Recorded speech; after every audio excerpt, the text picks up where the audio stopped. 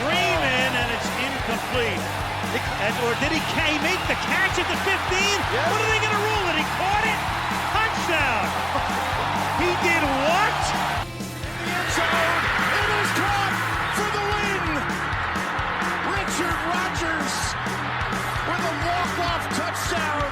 Total disbelief at Ford Field. Rushes on, has time. Looking, throws, middle, got it there! Breaking free to the 50. He may go all the way to the 20 down the right side. And there's Randall Cobb to the 5, to the end zone, to the touchdown. Oh my goodness!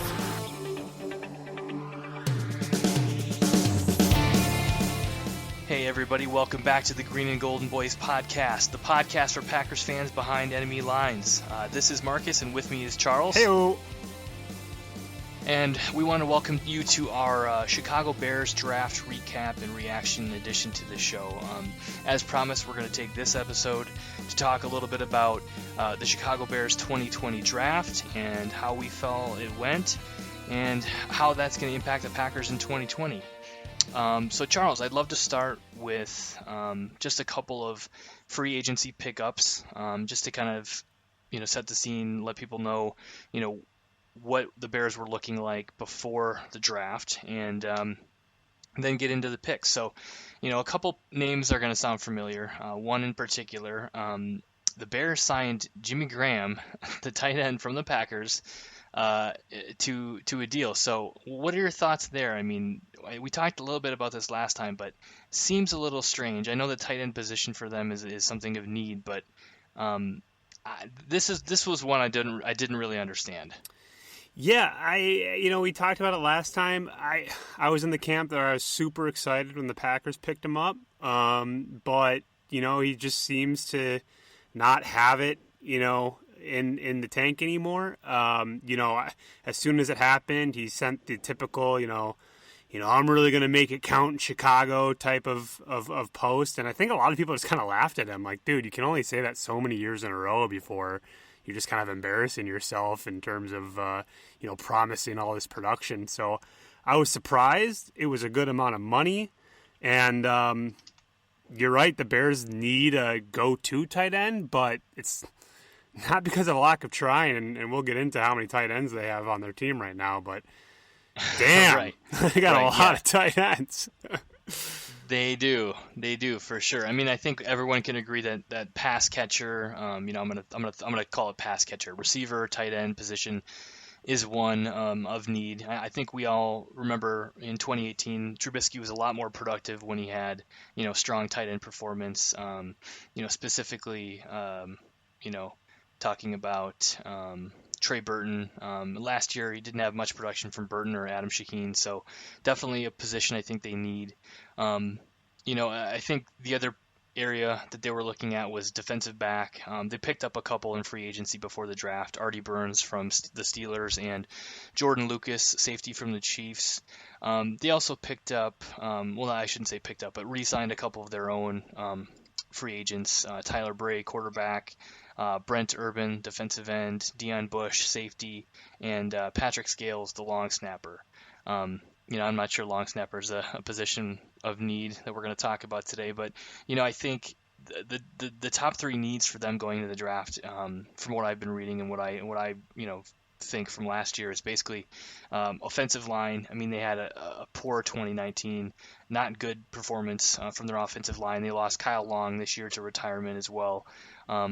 They released Prince Amukamara, so they had, and cornerback and safety is always a position of need, but you really have to stock those types of players, I think, in this type of NFL. And then again, the pass catcher position, so receiver, tight end, just looking to get some more production from that stable of players. So any thoughts there? Otherwise, we can go into the picks. Yeah, no, I mean, I don't have much to add there, but I think kind of what you highlighted is, an episode just on their, 8 draft picks I think they had, might not be that in-depth. I mean, the story of the Bears this offseason is going to be more outside of the draft. So, we had to note that, and then now let's get into the picks, and then after that we'll get into what they've even done since that draft. So, Yeah, take it away. Can anyone guess the number one choice for them this year in terms of position? I mean, obviously they needed one more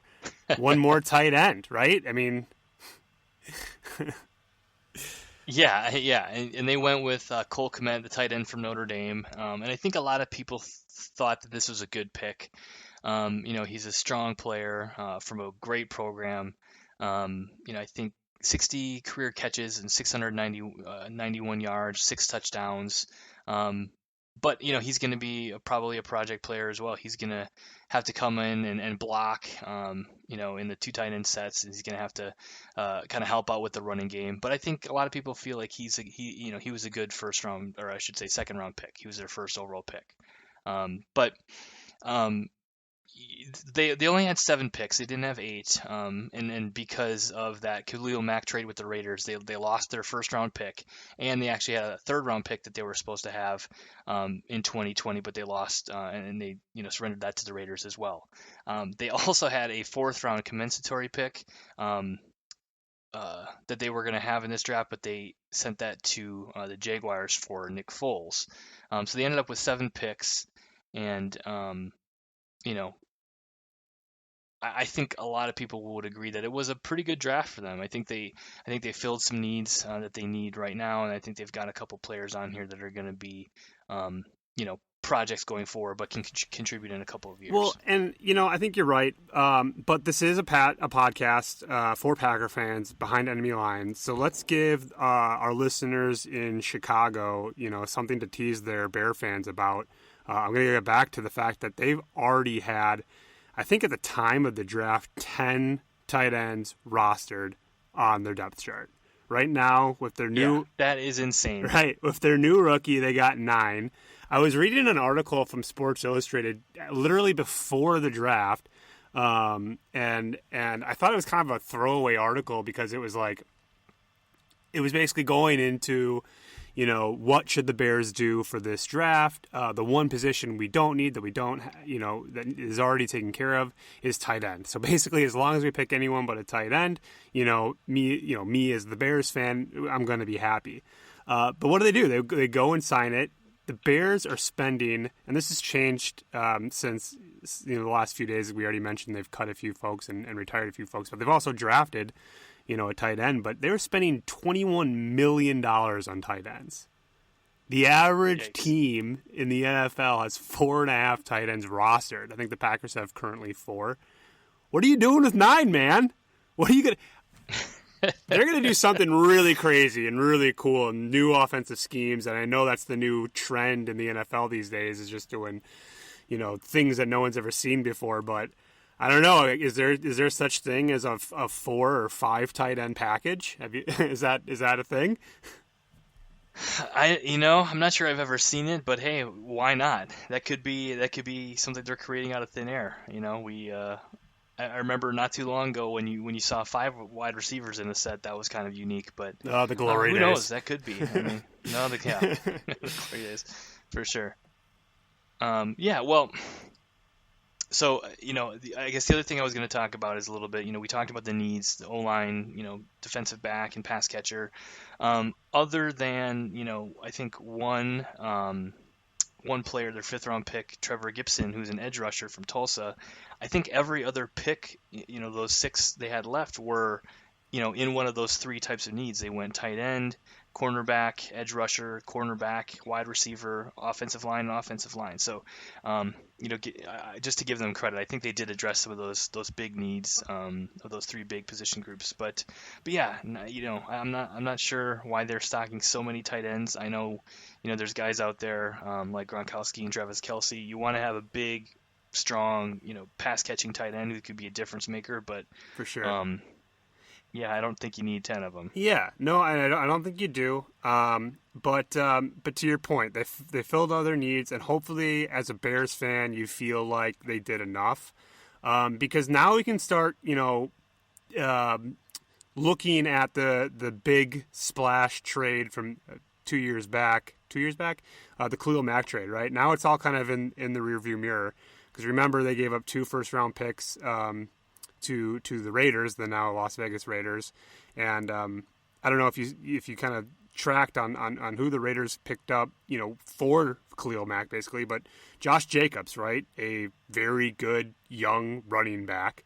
And now this year they picked up I believe a cornerback that was a lot of people feel like they reached for, but it's kind of an interesting time to kind of, all these general managers have, moments in their career, make or break moments, the Aaron Rodgers, the Jordan Love picks that they have. But I think for the Bears, they're going to say, was Khalil Mack worth it? And I think it's hard for anyone to say that it wasn't worth it. But, all these moves that they're making in the draft and, before and after the draft kind of is a result of, I think, not having some of those younger players that are as many, I guess, through the last 2 years of first-round draft picks being missed.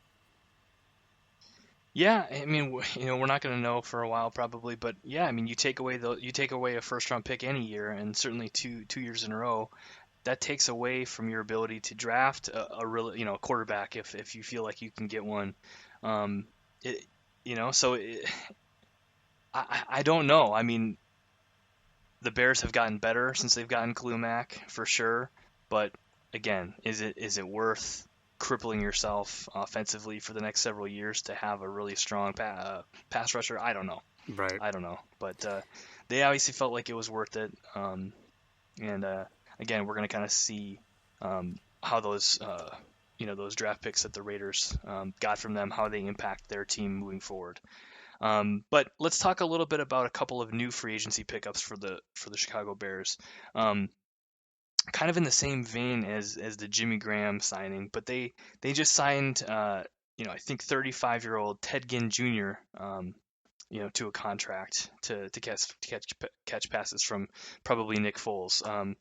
I don't know why they're signing guys like Jimmy Graham and Ted Ginn Jr., but had you heard that at all? What do you make of that? I had, and the first thing that came to mind is I am not a great fantasy football player, and I am sometimes guilty in the later rounds of my fantasy football draft picking the names that I recognize, regardless of how old they are or regardless of age.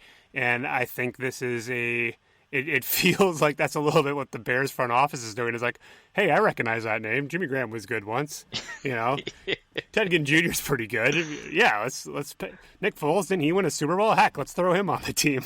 Like, it's kind of, they're turning into the B version of the Browns of what they did the other year of getting all these big names, right. but just like a little bit further out of their prime than the guys that went to the Browns. But yeah, I was surprised. I saw it, but I guess I don't know what to think about it until we get a year of Nick Foles, right? With Mitch Trubisky throwing the ball, I'm like, cool. I guess he'll have 400 yards receiving. But I think the biggest question mark about the Bears is the quarterback throwing the ball to these receivers and all these tight ends.